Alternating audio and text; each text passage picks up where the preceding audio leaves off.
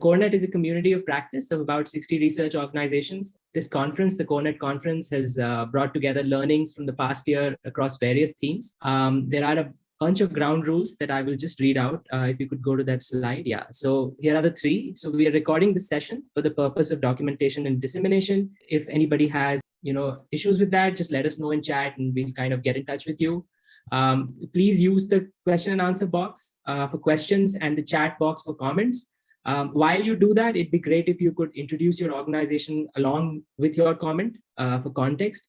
And then finally, as we all know, this is a difficult time for all. And we are really grateful for everyone who is here for this conversation. So we just request everyone to be thoughtful in how they engage. So in this panel, we're going to focus, our discussion will focus on the future of data ecosystems. We will seek to address evolving concepts around the nature of data, data stewardship, data sharing, and the value of data as a public good. So I'm really sure this is going to be a really exciting and enriching discussion. Now I would like to hand over to Astha Kapoor, our first panelist, who has kindly agreed to moderate this discussion for us. Astha is the co-founder of Aapti Institute, a Bangalore-based tech and society research firm. Over to you, Astha, to kick us off. Thanks so much, Romit. I'm very excited to moderate this panel. Some of my favorite speakers on this issue are here, so it's going to be a treat. So I'll quickly introduce the panel. We have Anita Gurumurthy. She's a founding member and executive director of IT for Change. We have Doerr. She's a principal scientist at Sage Bionetworks, and Rahul Matthan, a partner at Trilegal and also a member of the non-personal data committee of experts. So without further ado, I just wanted to frame the conversation a little bit. I think that we all have been talking a lot about around questions of data. And I think that one thing that has been made clear over the last few years is that there's obviously a huge amount of value, and that value is not just for tech companies, but also for people at large. And I think that all of us here have been thinking quite critically about how do you distribute this value? How do you make sure that this distribution is democratic? How do we really think about value, both as a public good, but also as around questions of monetization, which keep coming up too. And then the more complex thing is that once we have frameworks for this data value, how do we really, implement them both on the ground, but also through policy frameworks? And yeah, so we're all in sort of like uncharted territory with the question of data value, because I think that it's extremely fluid. It's hard to define because data is a complex subject. And I think in the health sector, and as we live through this crisis, we're realizing the value of data, particularly for health, both because it's complex, it has a huge amount of questions around individual privacy, but also and we've learned this through the COVID crisis, that significant amount of public value that's required as well. So the question of balancing individual rights with public value, and that friction is really important to solve, because data does need to be harnessed, it does need to be unlocked, but rights with regard to data and individual rights need to also be protected. And yeah, so I'll kick that off. It's an open question. I'll start with Anita. Anita, what do we talk about when we talk about data value, I guess it's a pleasure to be here and discuss these questions which are still unfolding. So thank you very much for this opportunity.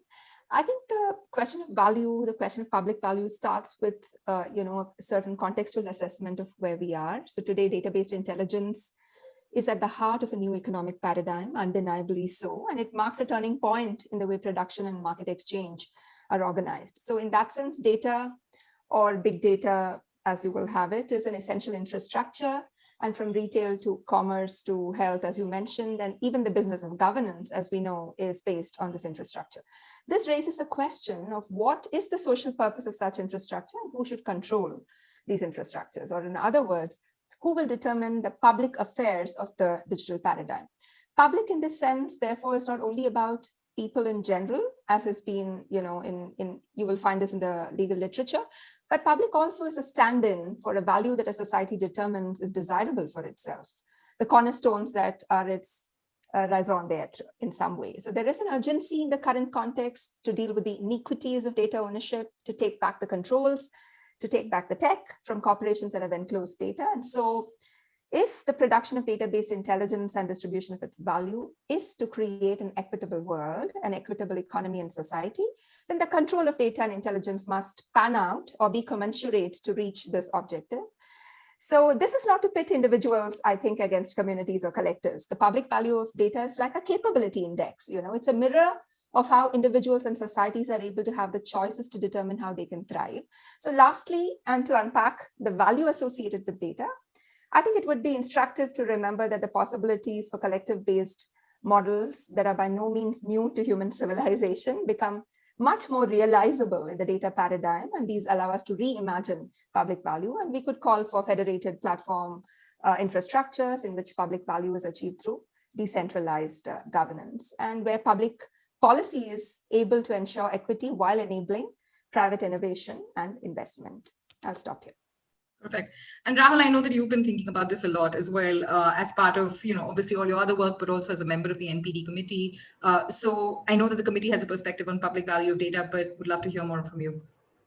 And what I'm going to say is not the committee's view. Let me just say that upfront. I'm sort of an adjunct to the committee, so I don't even think I speak with any authority about the committee. I was sort of, added on right at the end, but was part of it, and so I do have a sense of what it is. But I was listening to what Anita said, and also what you said in introduction, and you're absolutely right. This is uncharted territory, and our instinct when we enter into uncharted territory is to map that territory against familiar territory. And so in the conversation, I've heard a lot about ownership, because that's sort of what we associate value with. So the natural pigeonhole is to say, look, we've got to sort of fix ownership, and then from ownership we can derive value. But is that what we have to do as far as data is concerned? Because on the other hand, when you talk about community and value of community, the community has always got value out of things that are in the commons, which no one actually owns, and so that are something. So the grazing grounds for cattle, for example, you can never own that grazing ground. You've got to allow all the cattle to graze on it. But in that, there is a further contradiction, because cattle grazing grounds always existed. It's just that the paradigm there is don't allow private developers to coordinate off and build condominiums on it, and so that's the challenge there. But the challenge with the data commons is that some person has got to spin it up in the first instance, because data, as it just bleeds off all of us, has no value, and the value of data actually comes when someone takes the effort to collect it, to organize it. And arguably, if you go back once again, and I'm sorry, I'm going round and round in circles, but this is sort of the fifth circle I'm going to close, is the person that actually took the effort to collect that data and organize it into some meaningful shape. In our construct of ownership, labor, skill, and capital, has invested labor into doing it, and that gives that person some sort of an ownership right over that which they created out of their labor.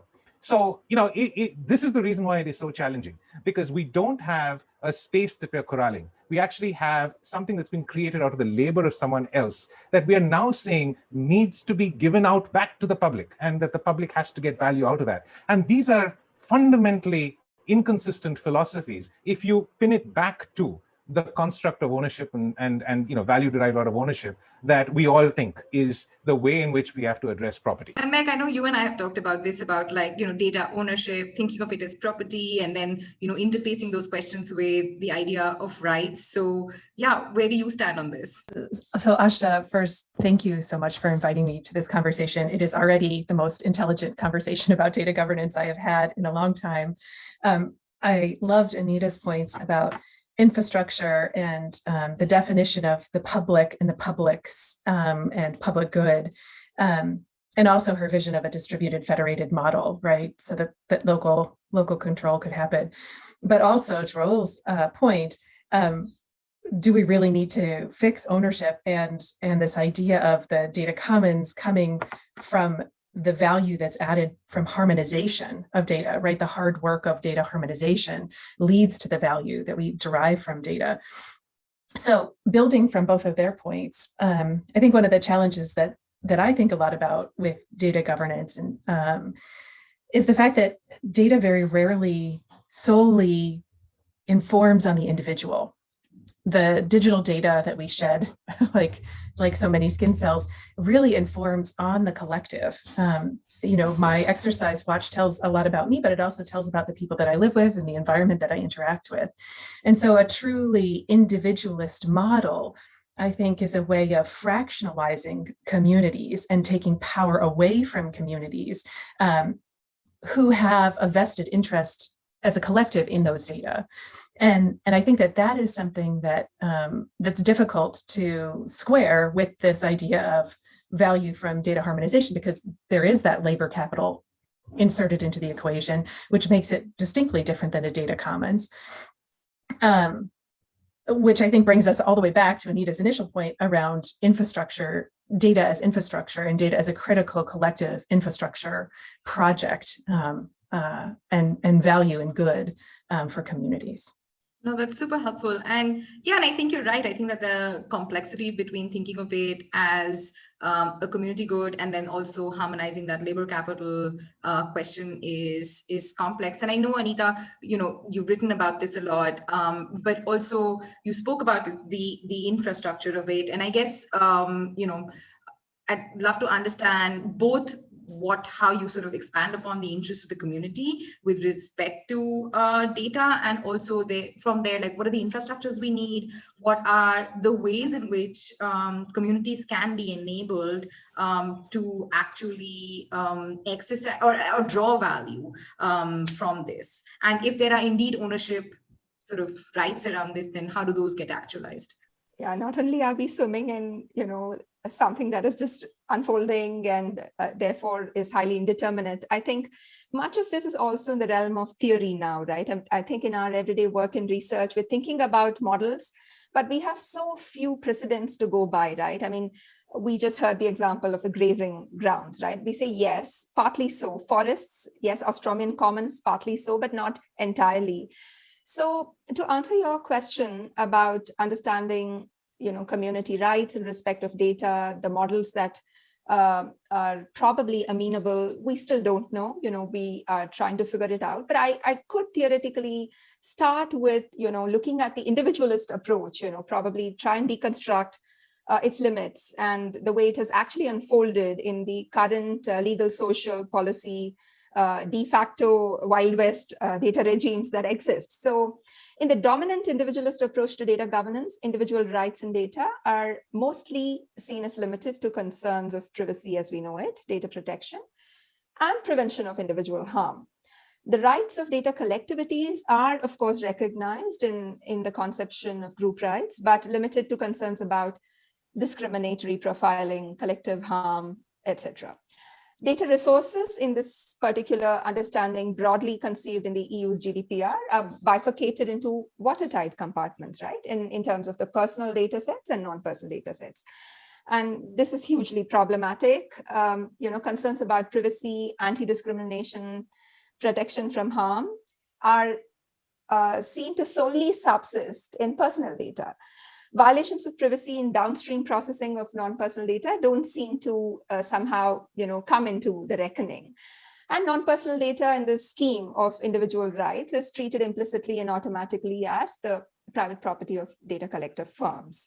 So the question of collective claims of citizens, and Meg and Rahul have pointed out that there is this vision of the possibilities to utilize data's value for social good, public good, and of course, creating private value. The question of the collective claims of people in the data value generated from their anonymized personal data, or their, I quite like Meg's formulation of the skin cells, right? The data footprints in machine observed data is completely sidestepped. And what we realize is that data in this kind of framework that we've so far been grappling with is not coded as a shared social resource that it is. And in this approach, there are attempts, for instance, by the EU GDPR to facilitate data sharing, including by, and I'll quote from the EU's Data Governance Act, reinforcing trust in data sharing intermediaries and encouraging new models of data stewardship that enable collective harnessing of data value. Now, unfortunately, this kind of possibilities for data stewardship models are at risk of ending up as a device for large data monopolies to externalize their regulatory burden, reduce administrative costs, and reputational risks in the process of data collection and processing. This is something that scholarship points out. Even in the best case scenario, data stewardship recast data into a pro-capitalist commons. Again, some things that you recently, if people had the good fortune to go to the Data Justice Lab's discussions, there were some phenomenal sessions which spoke about how data market propositions that convert the social relational resource that data is for capital accumulation, leave completely untouched the unequal ownership of data as a means of production. This entire thing that requires to be used so that value may be created. We are constantly talking about value that potentially could be created without understanding exactly where the unfreedoms of data exist. And those are in the realm of the absence of freedom to use data, which then are at the heart of the pervasive inequality that characterizes the data epoch. So to transform the state of affairs, we need a new economic governance regime in data that recognizes data as a collective social resource. So, it is not just that theoretically you arrive at data for collective, as a bundle of, collective rights. You don't arrive at it like that. You arrive at it because there are limitations to the individual approach. So the recent work of Barbara Prensak is very useful. It, talks about going beyond approaches that merely strengthen group rights to, and going beyond just seeing groups as a sum of individuals, right? That may foster exclusive or even elitist forms of in-group solidarities, to acknowledging and accommodating the relational nature of our existence in the way in which everybody is shedding data skins, and everybody's data skins collectively makes up that data story. And this requires us to think of new ways of data subjectivity. And she uses the term, a new relational ontology and an explicit commitment to solidarity and justice. Of course, Rahul is better positioned to talk about this, but since IT for Change and my colleague Parminder has been engaged in the NPD committee, I could say that the NPD committee's efforts is one step in this direction, drawing upon Australian traditions, but we also recognize that there are limits, because an intangible resource like data is strictly something that doesn't have boundaries, unlike the Australian commons. And it's exceptionally difficult to also think of what is a data community, because it's tricky, right? Because we are all contributors to multiple data communities. And at the same time, we may also suddenly find ourselves in the target community of some data-based business, and we may not have been part of the source community, right? So this raises very many complex questions for exclusion, inclusion, and the evolution of representative decision-making mechanisms in the institutional mechanisms of data governance. So the central thing is who's calling the shots, who's really thinking about the controls that I spoke about earlier. And we have recently conceptualized a semi-commons approach to data. And I can paste the link soon after my submission now in a couple of minutes. And this is one thing that we wanted to propose, because data resources as shared social resources also have a baseline of inappropriability, which is true for a pond or a forest or something, right? It's open for innovation, but it's not appropriable into de facto enclosures in perpetuity. It doesn't belong to anyone, but it belongs to everyone to the extent that they can use it. So a semi-commons approach, I think, is more suitable for resources where the boundaries are difficult to determine. And with a normative baseline in what I refer to is coming from the unfreedom of not being able to use all the data that is locked up, and therefore turning it on its head and calling for a freedom of open use in data resources. The semi-commons approach proposes a rights-based resource ownership regime with varying degrees of differentiated access rights and associated conditionalities for economic actors across the spectrum. I'll just take a minute and conclude. I know I may be running out of time. So we propose two kinds of classes of economic entitlements in this regime. The first class of economic entitlement is a data holder's right to non-exclusive access, which means, of course, you are a data holder, but your right is not completely exclusive. And this is a base layer of data that you have collected. So data holders have a right to non-exclusive access in the base layer of data, raw non-personal data, and aggregate data sets, combining both personal and non-personal data without exclusive possession rights. A corollary right will be the second bundle, right, which is a right to conditional access for different users through an entitlement of accessibility. So you should be able to access what is collected, because that is not an exclusive property of somebody else.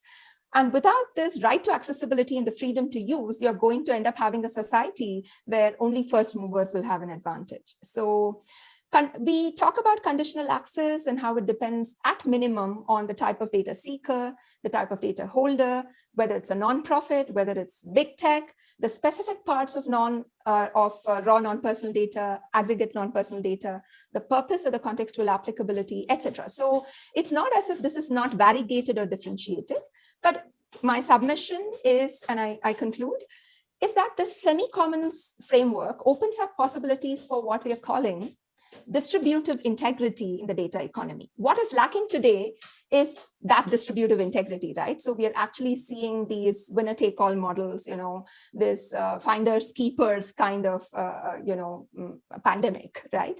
So unlocking data's social and public value requires this distributive integrity. And further exploration will, however, be needed in this particular theoretical model, because we do need downstream value propositions in the data economy in the form of derived data and intelligence, and some kind of conceptualization of how that innovation will be respected. And so you need a whole of economy approach. And perhaps, and that's my last submission, is we may also need a multilateral kind of framework for a global data constitutionalism that can roll back what has been seen as this tide of digital colonialism. Thank you very much. Thanks so much, Anita. I've been taking very many notes. But there's a lot to chew on there. And of course, like you said, we are at the moment thinking quite a lot about it, fairly conceptually. And I know that you and IT for Change have tried to break this down in more tangible ways. And I think there are other policy documents that also do this. But we need to start thinking about what this really means when it comes to the implementation through policy frameworks. I think that's a fairly complex task, because of course there are very many interests at play. The rights of the data holders, I guess, is also something that we need to come to quite, because even if it's conditional access, and we've all read these critiques of conditional access, of what it really means as it interfaces with other proprietary rights. So Rahul, conceptually, this already makes sense. And I think that we all also feel ideologically aligned to a lot of this. But what does it really mean as we try to build implementable, possibly agreeable policy frameworks around this? And how do we legislate around stuff like this? So, first I'm going to agree with Meg. This is probably the most fun I've had discussing data in a long time. There's so much to unpack in what Anita said, and I'm not an academic, so it's really difficult for me to do it in a sort of an academic theoretical way. But let me try and do this from just how do you actually work this, right? So on the one hand, we've got a framework which is the framework that regulates personal data, and that's a very inherently individualistic framework. So every individual bleeds data, or sloughs them off like skin cells, to stay with Meg's rather icky analogy, but we'll just go with it for this for the rest of this panel. That's an individualistic framework, and it's the responsibility of every individual to exercise their rights when it comes to their data. What we can then do is, if you subtract that from the sum total of all data, you've got then a remainder set, which is what we are now calling non-personal data, which is every form of data which is not personal data. Now that's a huge ocean, and to try and regulate that, we have to figure out many things. We have to figure out who has a right to all of that. There's one construct to say that any data which was originally personal data that has now become non-personal data, there is some sort of elemental connection back to the person whose data it once was, or the person who contributed to that anonymized aggregate data set. But then we've got to think that as Meg said, the data from her Fitbit, which is actually talking about her own fitness regime, is not the valuable data. It is that the aggregation of all of that with everyone in that locality. There's this wonderful thing that I came across called Skinny Solstice, which is essentially that time immediately after New Year's where everyone goes to the gym, because that's the time, the first Monday after New Year's is Skinny Solstice, some such thing, right? And we didn't have Skinny Solstice if it wasn't for Fitbit and Apple Watch and all these people who said, when you aggregate all the data, we know that people do this. The point I'm trying to make is that, yes, that is one category, one subset of the entire universe of data where you can say there is some connection to an individual and that individual can exercise a right. But what about the rest? Data that was never personal in the first place, weather data, data about just the amount of vehicles on a road. Of course, that we can individualize it down to the individual in the vehicle, but there's so many other types of data that are actually useful to this construct. So that's the first side. How do we try and assign someone to benefit from this construct that we're creating? I think the second part of this is that the thing that I started out saying, which is that there is some investment in labor and capital in order to create all of this data, anonymized personal data as well as the remainder non-personal data. And while we're developing a framework, we've got to make sure that the framework that we develop continues to incentivize the data creation, the data collection, all of that side of it. Because if we build a framework that disincentivizes because someone has an incentive to create data because they can get value out of the data. If we have a framework that disincentivizes the creation of the data in the first place, it's like killing the goose that lays the golden egg, right? So we've got to find that balance to allow the goose to keep laying the golden egg, but not getting too greedy and say, look, we just want all the eggs that's inside the goose, obviously. And so I think that's the challenge that the Non-Personal Data Committee had while it was thinking about this. And I'm going to talk about what was there in version 2 of the report, which is public. Everyone has seen it. And essentially, the construct that the NPD committee had was this concept of high-value data sets. So we're not boiling the ocean. We're looking to identify data sets which are of high value. And we're sort of saying that, look, if there is a data set that is, for some reason going to help us to cure some disease. And there's a great example of the work that Arvind Eye Clinic did with Google.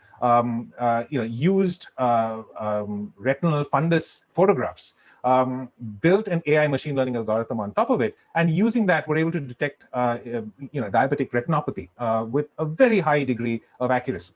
And if you can look at those sorts of examples, you actually do have a justification to say that, look, this is the sort of data that we need to extract or that we need to break out of the silos, because we want to build something that is of high value to the community. And so that's one sort of construct that we created. And I think when we have these discussions, we tend to get swept up by concepts of data colonization and tech colonization and network effects that result in winner-take-all models. And that certainly is a concern, and that's the concern that's actually brought us to this table, to this point, to actually discuss it, because we're saying there are harms that are being created that we've got to address. But there's a whole world which is outside of that, and we shouldn't forget that just as we need to worry about the harms that result from this data colonization or tech colonization, we've got to enable the other ecosystems that are not yet caught up in this.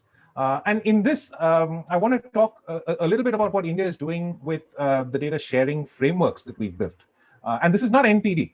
So the DAPA framework that we've built, which is the Data Empowerment and Protection Architecture, actually works in the so first of all, the DAPA framework is very much still individual sharing, but just look at the construct of the DAPA framework and look at the elements of it and see how that can also be useful in the non-personal data frame. So essentially what one of the elements of the DAPA framework is the data remains federated, completely federated, because it doesn't need to be accumulated into a silo. Every entity that collects data can continue to keep the data on the basis that it will share the data whenever it is asked with a consented data sharing framework. And we've built the entire consented framework using, in the financial sector, the account aggregator framework, and we're rolling this out in the health sector as well with the National Digital Health Mission. All of that is for individual data. But what the power of this is that you can strap on top of this an anonymization model, which will also allow you to anonymize data, keep it federated, anonymize it, and have it extracted. So if you look at the Arvind Eye Hospital model, you could actually extract anonymized images from the Arvind Eye Hospital database by just using this anonymization module, which, by the way, the National Digital Health Mission actually has a little box saying that we have to build an anonymization module just to do all of this. So it's certainly in the works. And you can actually pull that information out and use it for research, use it to train AI models, use it to train all of these things without the need to actually invest in that heavy lifting of doing the collection, categorization, annotation of the data. And there are many fields which are not currently in the purview of the big tech as we so think about them, that is still open for this. And we've got to look to see that our models actually also address, our regulatory and policy models do address these, and we don't get caught up in this concern about the winner-takes-all environments and sectors. So what do we do? I think Anita mentioned this very briefly, but I think what the Non-Personal Data Committee is thinking about is two things. One is, so essentially we're declaring the rights, and there is the enunciation of a right to benefit from data. And this is actually the hardest right to articulate, because first is, what is the benefit and who has the right to claim this benefit? One of the concerns that we addressed when we're thinking about this is, the ideal entity to benefit from the data of a particular company that has the data is that company's competitor. So we can't create constructs where, because we want to free up data for the benefit of the community or for public good, we create a backdoor for competitors to get access to proprietary information, trade secrets. And we've got to build constructs that protect around that. The second part of that is who is to benefit from it. And so there is this construct of a community, but there's so many complexities with the community. I was in a sort of an awkward position, because when the first report came out, I was actually not part of the committee, so I critiqued it. And then I was brought into the committee, and I had to sort of, eat my words, as it were. But we managed to as part of that effort, because the first report actually brought up these complexities, and the complexity around, there is a data set that many communities could benefit from. So for instance, a Residents' Welfare Association could benefit from a data set about traffic, just as the environmental agency could, or just as someone that's looking at sewage could. And how do you address these competing claims to the same data set? Is there a way to do that sort of carefully? And this becomes even more exacerbated when you're talking about the whole world of information. Whereas, if you boil it down to a high-value data set, you may have better ways of dealing with it. And then once the community has got access to the data, how do you ensure that communities, and that's why I said resident welfare associations, because exactly how those organizations are run. There is one person who is the bully, everyone else has to listen to him. So he's certainly not representing the interests of that community. And how do you address those internal governance issues when you talk about community? So you've got to think about those as well. So that's the one side. And very quickly to reference the other right, and that's the right not to be harmed by data.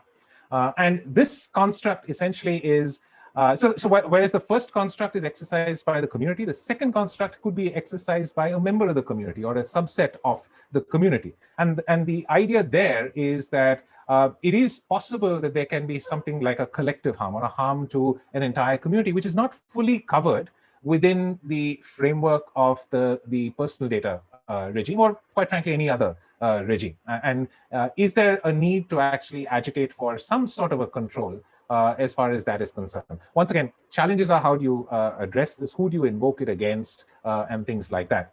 And so, look, I think that's the framing. I think certainly in the non-personal data work, also the work in Europe that I've been following, as Anita said, this is all very theoretical.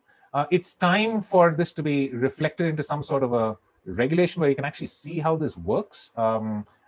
These theoretical constructs need to be crystallized into a regulation, and I think that is the next step. There's a very long-winded way to answer your question. I think that the framework we need really is a physical framework. I think we've got to stop talking theory right now, and even if we attack a small part of the problem, I think that will really help us understand more of the nuances and the pushes and pulls that will come with building something like this out.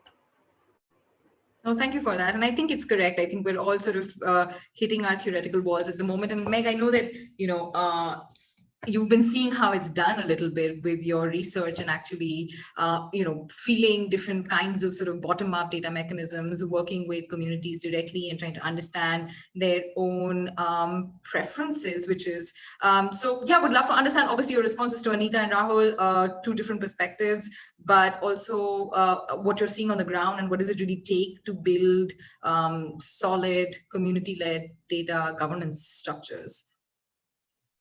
Yeah, thank you so much. This is just this is just such a great conversation. Anita's point about who are the community or who is the community and how do we define that community, I think is a really important point that I'll circle back to. And this idea of distributive integrity. I loved that phrasing that she used. I also liked Rahul's points about the right to benefit and also the right not to be harmed. So these are, companion rights. And if we think about even the International Declaration of Human Rights, from my perspective as a scientist, as a health researcher, we have within the International Declaration of Human Rights a right to benefit from science and a right not to be harmed by science. And I think of that as a companion right to this data ecosystem that we're working in, certainly as it relates to health, which is really where my focus is. So yes, within my research, we've been playing around with data governance models. We currently at Sage Bionetworks, my organization, are partnering with the Wellcome Trust in the UK to do a feasibility study of a global mental health data bank of data collected from youth around the world. So the Wellcome Trust is really interested in mental health. They have a mental health priority area because mental health is truly one of the largest health crises facing global youth today. And so they've asked for us to see if it could be possible to construct a global data bank that youth would feel comfortable sharing sensitive data like their mental health data with. So we have working groups of youth in India, South Africa, and the United Kingdom as part of this feasibility study, and researchers in all of those countries as well. And so we've been building together what the model that we're going to be testing. So soon, in the next couple of months, we'll be actually doing the empirical work. But this co-production of even the research framework has been really illustrative. So surprisingly, not every person thinks about data governance every day, which is a surprise and a shock to some of us who just live and breathe this, right? But not every person thinks about data governance every day. And so we had to figure out how do we explain it in terms that youth around the world would be able to understand. And so we came up with a 7-question typology to describe some of the key questions associated with data governance, like who gets to access the data, or what do people get to do with the data, or how do people gain access to the data, and who manages the cost of maintaining the data. So we asked youth around the world, in these 7 countries, or in these 3 countries, India, South Africa, and the UK, to weigh in on these different questions. We also asked researchers, mental health researchers from around the world, these same questions, and asked them to weigh in. And it was very interesting to see where youth and researchers agreed and where they disagreed. So where youth and researchers agreed was on data access, who should be able to access the data. And this actually speaks directly to Anita's point and to Rahul's points. All of the youth felt that data access was a social justice issue, that all people should have access to this collective commons of data so that they could derive benefit from this commons of data. Researchers also felt that there should be broad access to the data because many non-traditional researchers, so for example, computational scientists, are now providing health insights just from new methods being applied to data analysis. Another area where there was consensus between youth and researchers was, should we have some sort of easy to use format, some sort of data browser available so that people could get a sense of what was in this data bank? Everyone agreed, again, this was a social justice issue. This is a good idea to allow people who are contributing to the data bank and also others to understand the broad contours of the database. Researchers and youth also agreed on what people have to do to access the data. So this research data bank, the Global Mental Health Research Data Bank, they saw an interlocking set of permissions and requirements. So from identity verification to targeted ethics training to contracting, youth and researchers were in agreement that these were mechanisms to prevent bad guys or bad uses or to prevent data harm. Youth also pointed out that they felt that having a fee to access the data was an equity issue and would unfairly disadvantage researchers from the global south or from non-resourced areas. And finally, the cost of managing the data, again, was seen as an equity issue by youth, and researchers agreed they didn't want to have to pay for managing the data, although many agreed that some cost sharing would be sensible. But interestingly, there were areas of real disagreement between youth and researchers. And the areas of disagreement were, how can people see the data? So researchers all said, we need to be able to download the data. We need to be able to download it, to be able to manipulate it, to be able to use it in all of our different computational models. We have to have an access to a copy of the data. And the youth, to an individual, said, these data are far too sensitive. Even if they are de-anonymized, they are telling about my deepest experience as a youth with mental health issues.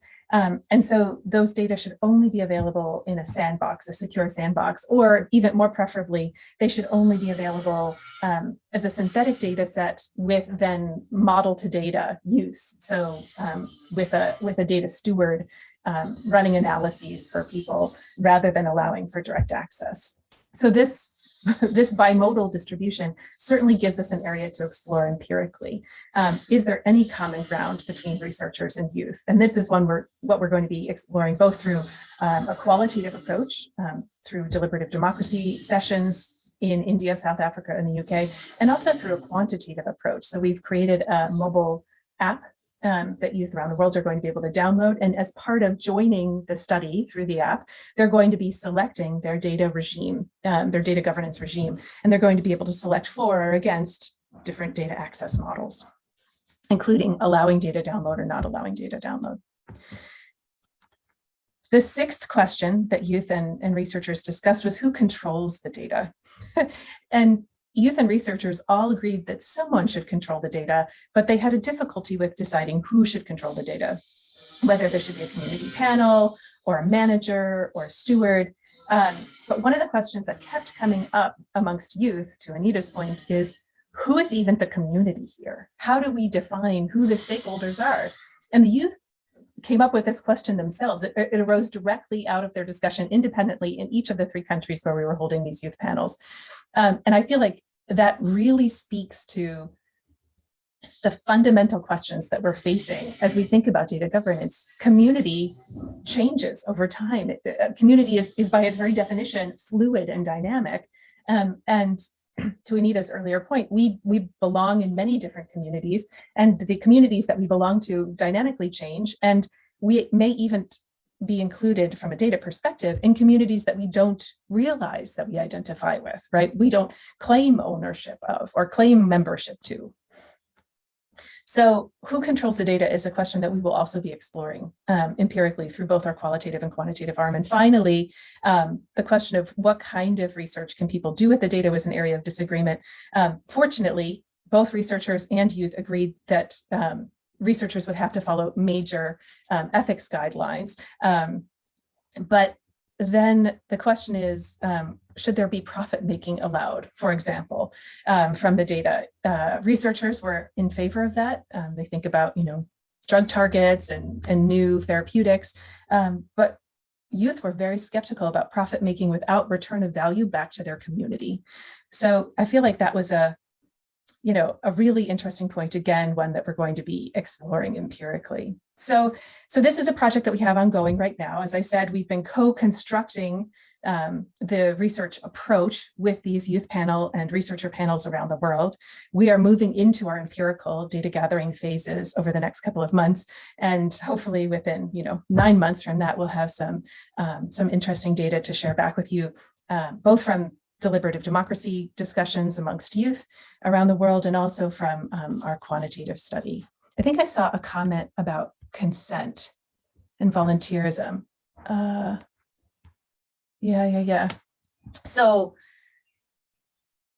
I think that this is probably a question that we can all speak to, but consent is like one of my primary areas of research before this. And while individual consent is critical from a health research perspective, I feel that with data commonses or data banks, or with these questions of data governance more broadly, I am searching for mechanisms to allow not only individual consent, which is obviously critical, but also for the expression of community consent. And I think that that's, I mean, I just walked you through a lot of details, but I think that's what I was walking around, is this idea of how do we express communitarian interest and communitarian consent as part of an individual consent model within health research, which could be, broadened to other contexts, but certainly within the health research context, it's an area I'm thinking a lot about.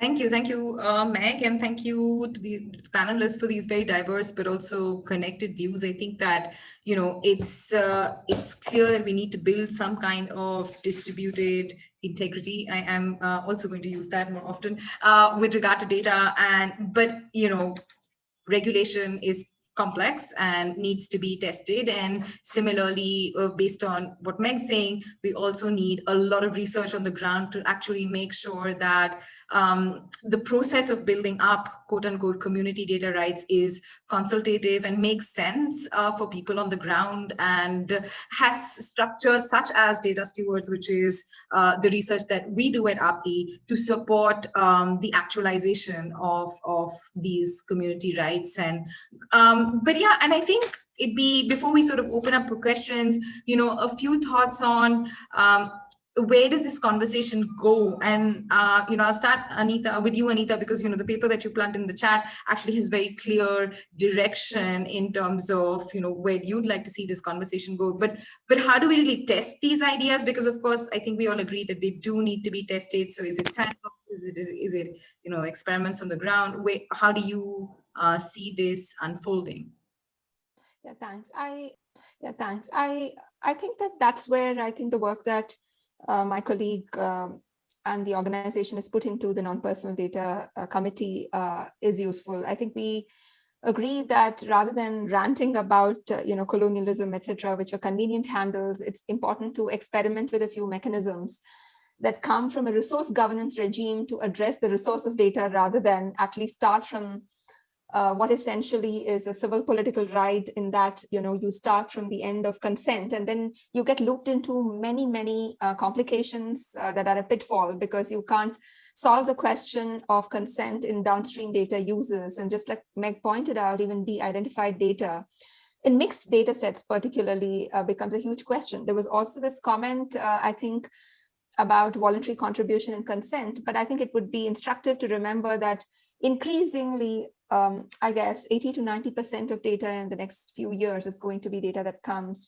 directly from non-personal sources, right? Data that comes from IoT, that data, mobility data, etc. So I do think that a way to go is to have a couple of different things for data governance. One is, we have to begin to understand that both contextual integrity of privacy, which is, Nissenbaum's contribution, or distributive integrity of the data economy are two sides of the coin. I think the questions about ethics have to be sorted out continuously, and therefore the right to benefit and the right to freedom from harm, right not to be harmed, I think as companion rights are very important, and therefore we get started with that. I think we also need very specific, I would say, societal, institutional, legal frameworks, just like you spoke about data stewards, or the example that Rahul gave, even of DIPA, of account aggregators and others. I think the NPD committee, even in the previous report, had mentioned the idea of traceability obligation, that if you hold a particular data set, and this came in your discussion, Meg, about what the youth were saying, how do you know what data exists out there, right? You really need like a data registry, like of some metadata about who's holding what data. I need to know really, right? So I think that it is important to actually put in place very specific ideas in terms of data pooling, so that open use becomes possible. And it also helps market certainty, I think, from a purely economic perspective, knowing, what it is that exists there, even from within the DIPA framework of a public provisioning of a data infrastructure, you do really need to know what you can play with. And I think another is really legislating around open data sets. I think it's not enough to really have a strategy document without legislating, because I think public provisioning of data infrastructure also goes with this entire thing of not necessarily hollowing out the public, right? So that you have free rider problems. So that's very important. And I think we need to also think about the structural separation of data value chains. I think this is another paper that my colleague wrote. And in the data economy, players seem to be, concentrating on all parts of the data spectrum, right? But I think it's really important, and the Competition Commission of European Union has struggled with this. And we've had some rather regressive pronouncements from CII, is because the collector is the processor, is also the analytics company, is also the person who's giving you the analytics service. So this is simply untenable. You really need to start thinking about the data economy also is being governed in a much more nuanced way. And I think the NPD framework in India is a good starting point, but we would also need a kind of a more whole of economy approach to thinking through what do we really do about the animal that is data in order to have a kind of a digital economy that's much more equitable. Yeah. And Rahul, I know that, you mentioned the NDHM also talks about sandboxes. Is that a route that the NPD could also take? Because there's like a ton to unpack here. And of course, we need to do it in a controlled environment before we unfold this at scale. Yeah, look, I mean, sandboxes are useful. I think they're sort of, test beds to see if this model that we're thinking of pushing out, not just the NPD, but any model that we're thinking of pushing out, whether it actually works in a sort of a safe environment. Pretty much like, I think the very first sandbox was the Wikipedia sandbox. That's where I fooled around with camel case and things like that without breaking all of Wikipedia, and it's sort of a good environment within which to test things out. But I just want to pick up a little bit on what Anita said as well. I think what we're looking at, and all regulation, all new regimes that when we're looking at a transition from a previous regime to the current regime, actually needs some sort of readjustment. And if you think about privacy, which is the previous regime we came into, the readjustment was consent that Meg spoke about.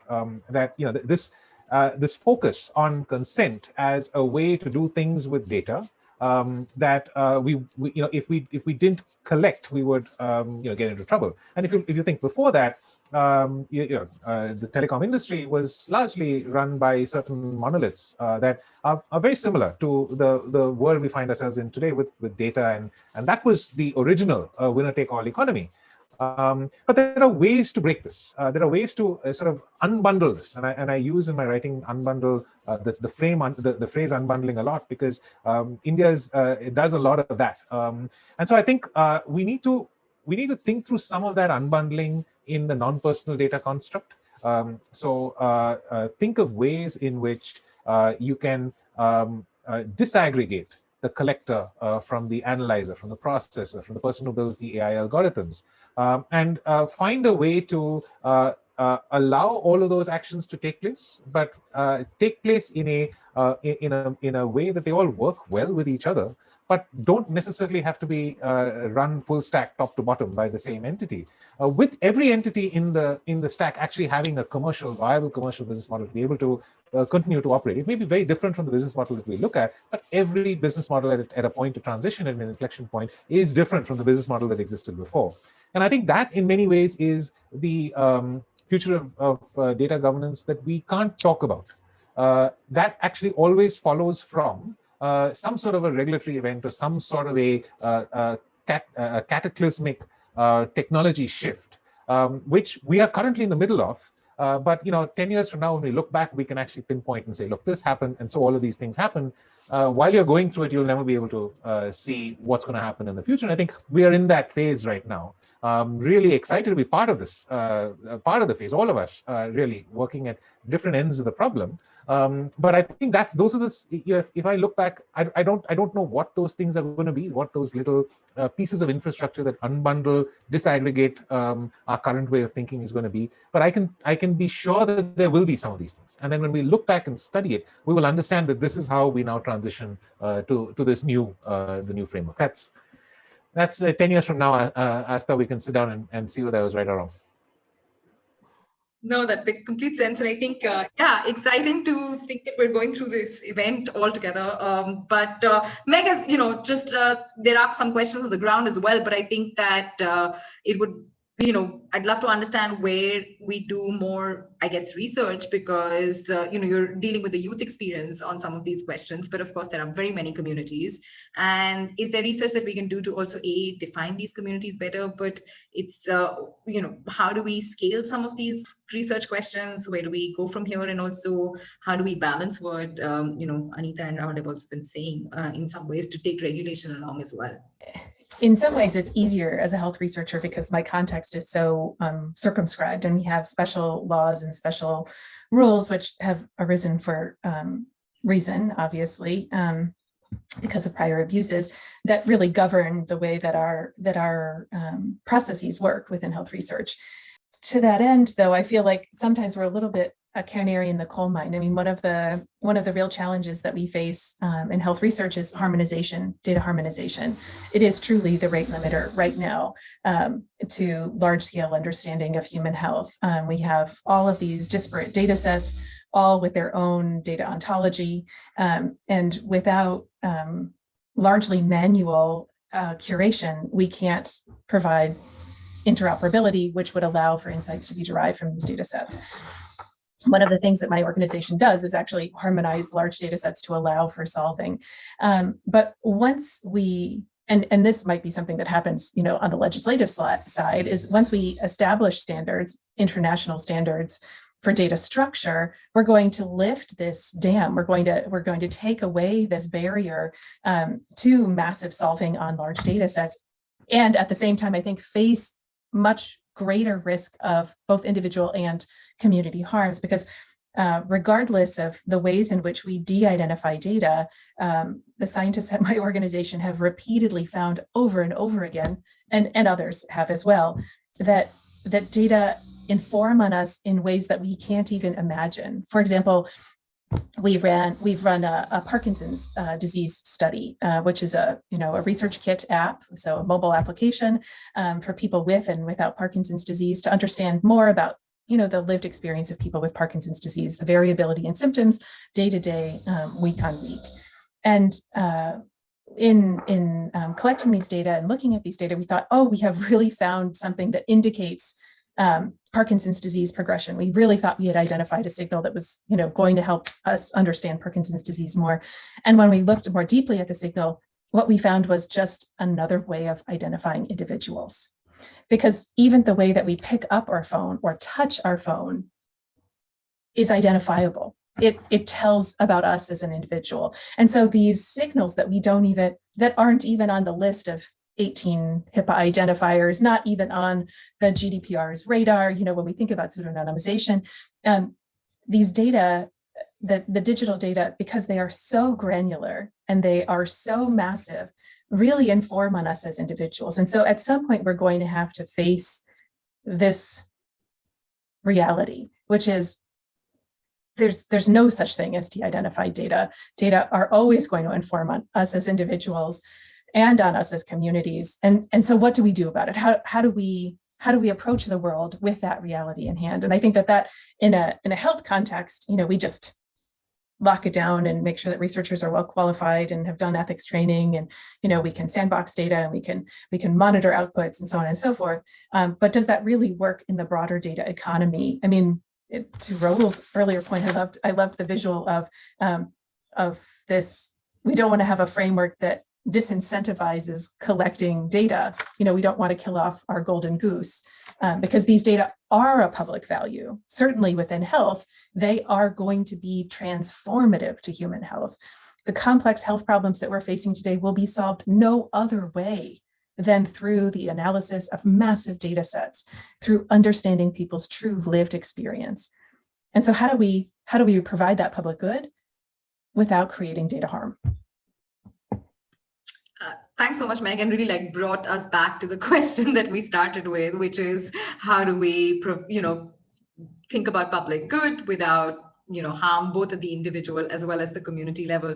I realize that we only have a few minutes and several big questions in the chat, but I'll start with, I suppose, the biggest of them, which is there's a lot of discussion about data and that can lead to public good. This is Babita's question, but who defines public good? And short answers. So Anita, I'll start with you.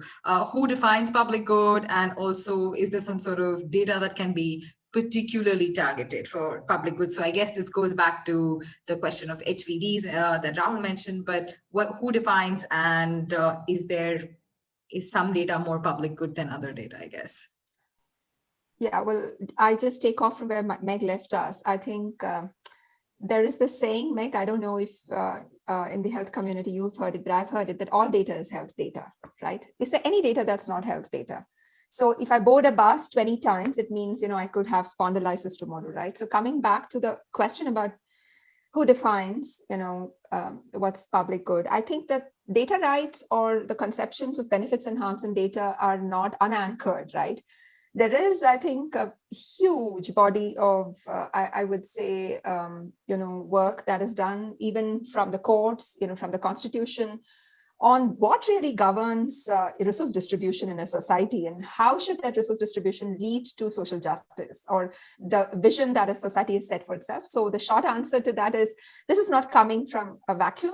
Data rights have to be situated on top of these constitutional imaginings. Rahul, response to who defines public good? And yeah, it's sort of roughly similar. I mean, look, I think the advantage of being a lawyer in a common law jurisdiction is that we've got a wealth of precedent to in different contexts to talk about. So we didn't have data when the concept of public good came out, but the principles of public good have been in our equity for a long time, and I think we can certainly apply that. Why not apply that? Find a way to apply that to data, and I think that's a fairly simple construct. I think what would be dangerous would be to have some sort of a prescriptive description of public good, because what's going to get to the point Meg was making, you don't know today that your Parkinson's research is going to actually identify you from the way you pick up your phone, just as you don't know that something that you've excluded from public good today because you thought to make this list-based is not going to be a public good tomorrow. So I would really resist going down the path of making a list of the things that are public good, but sticking with some sort of a framing. And I wouldn't equally take the trouble of coming up with a framing myself. I would hearken back to what's been done in the equity literature and case law for years, because that gives me the benefit of actually the context of cases and the way in which it was applied, and that will help me shape my definition of what public good will be in the data context. And Meg, concluding thoughts on this?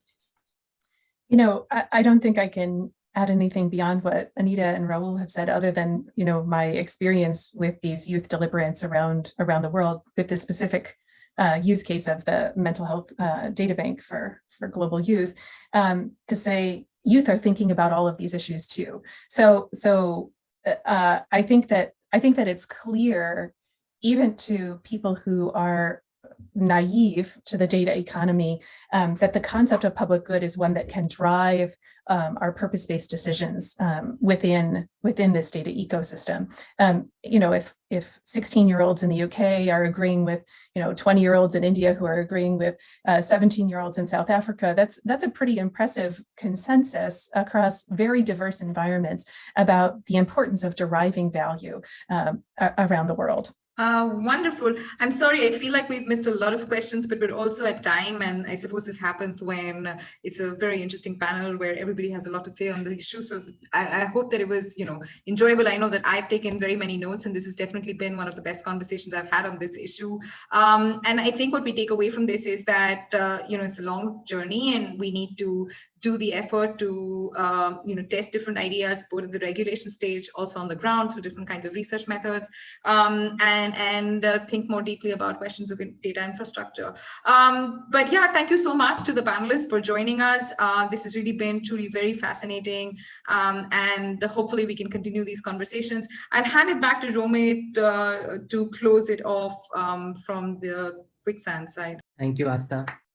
So On behalf of CoreNet, I wanted to sincerely thank the speakers for sharing so generously today. It was really truly an enriching conversation that we have all learned a lot from. And, for me, and I think for everyone, it's left us all with much to think about. I also want to thank everyone who participated in this panel as well as other sessions at CoreNet conference.